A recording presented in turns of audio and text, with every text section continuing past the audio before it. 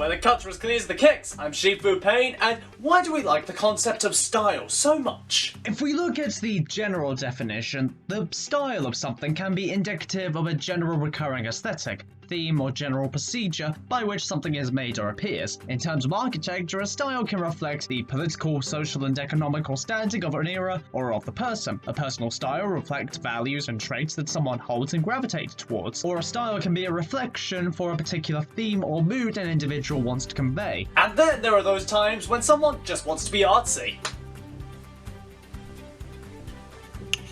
Released in 2018 and directed by Yimou Zhang, Shadow, or Yin, as it was originally called in reference to the yin and yang of Taoism, is a film more about political intrigue than martial arts, with a plot straight out of the wuxia subgenre. We briefly discussed wuxia with the Forbidden Kingdom, but to go over it again... Wuxia is a form of Chinese media that deals more in ancient legends of China, or in the vein of King Arthur by European comparison, focusing on great heroes and virtuous monks with great gifts of ability and almost magical powers. You would see a lot of this sort of thing with Shaw Brothers projects, and in the 90s when Wirework was brought in. But how does all of that fit here?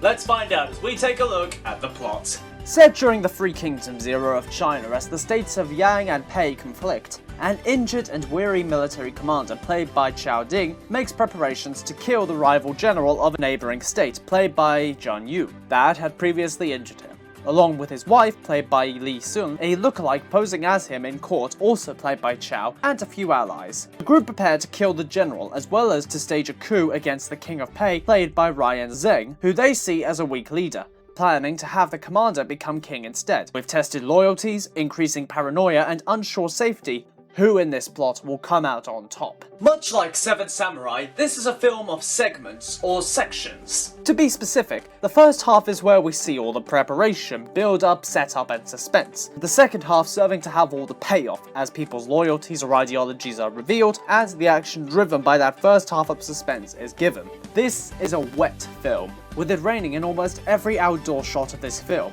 That, and I think someone forgot to pay for the colour. The almost black and white aesthetic makes to highlight the ultimate theme of this film, the symbology of the yin and yang. You don't say. And the dual opposing natures of the two sides. Now it might be easy to look at this sort of symbol and just say that it's symbolic of good and bad, but as you could probably imagine, it's not that simple. Speaking in broad terms, the symbol represents two forces that both complement and oppose each other, like water and fire, day and night, heaven and earth, etc. The yin half represents the negative half, so the moon, shadows, calmness, death, and femininity. Please excuse me as I make my house toxic feminist proof. And so yang represents the inverse, so the sun, energy, light, birth, and masculinity. Both halves have the circle of its counter within each, representing how the potential for each exists in its counter.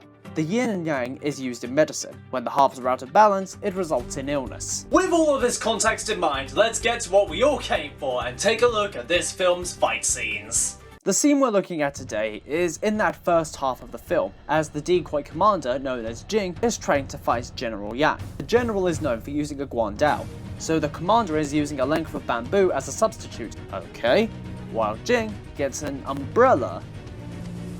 Look, it's one thing to have the umbrella as a substitute for a shield, but wouldn't you then pair it with something sharp, like say, a spear, a sword, or even a bloody dagger?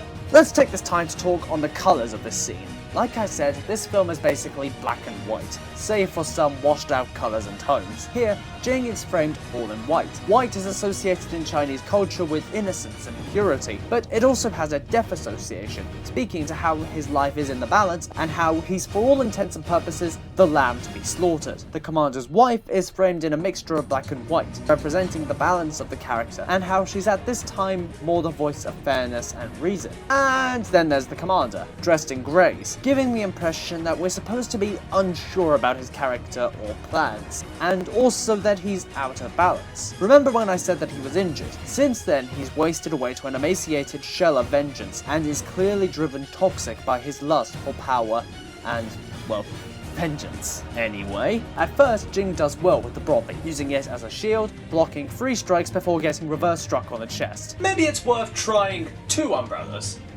Or a fucking sharp object. They reset and go again, this time with Jing being the aggressor, throwing a swing that the commander ducks, the commander traps the umbrella and goes for a strike that Jing evades, swiftly followed with a strike to the lower back. The commander starts to gas out by now, his injuries catching up with him, but when met with worry by Jing, he responds with which can be read as foreshadowing for the end of the film. As they go for the third round, the commander serves as aggressor, going for an overhead strike that Jing parries and traps, stepping into strike, leading to the commander retreating. It's here where we can talk on these two as symbols. For the longest time, Jing has been the commander's decoy, his shadow, having to match him beat for beat, which is exactly what he does, both going more for the attack-based, strength-focused strategy, illustrated by this beat where they practically mirror each other in terms of movements, except that as Jing has up until now only been a copy, he doesn't have his own identity, and so has no choice but to act like the commander. It's not until later that the commander's wife suggests fighting with an actual brain, and to counter the strength and force of the Guandao with a subtle, looser strategy, bringing in that yin half of the philosophy, leading to the commander and his wife sparring.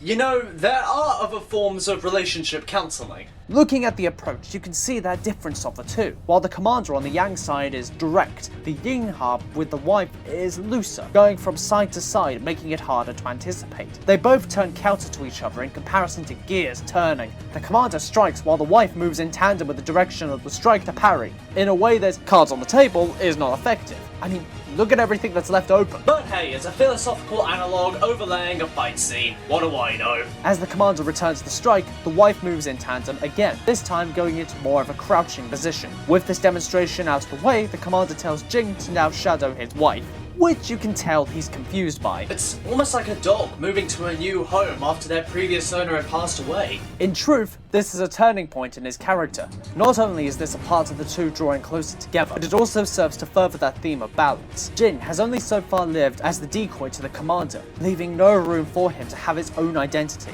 With this exercise and the subsequent acceptance of the other side of the coin, a greater perspective if you will, he becomes more of a whole person with his own identity, giving him the strength to step out of that shadow and usurp the commander in the climax. As the three peers spar, they repeat the exercise of last time, except now, instead of Jing straight up blocking the strikes, he parries them, and with a series of shots that mirror the previous, the difference is highlighted, substituting strength for flow, poise, and deflection. To use a boxing analogy, it's almost like allowing an opponent to whale, chase you, and eventually gas out in the later rounds. As the commander tries the technique that injured him again, the wife traps the stick in the umbrella and twists the weapon out of the commander's grip to disarm him, which ends the sparring session, as they have found the winning formula.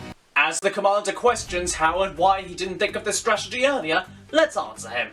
The simple truth of the matter is, like I said earlier, the dude is out of whack. His injury/illness, coupled with his hunger for vengeance, has made him out of balance, and thus not able to consider the yin that counters the yang, with traits that exemplify this throughout the film. He's quick to anger, imposing and domineering, jealous, conniving, backstabbing, eventually having to be put down by Jing, the shadow, who over time has become the better version of the original, or at least the more balanced out of the two. As the film ends, both the king and the commander die in the throne room. Jing rallies the people of Pei to stand in defense of the state, and the commander's wife is left questioning if she should flee for safety, or stay in her position in relative security or status. So with all of that being said, and with everything we've looked at here, what are we left with?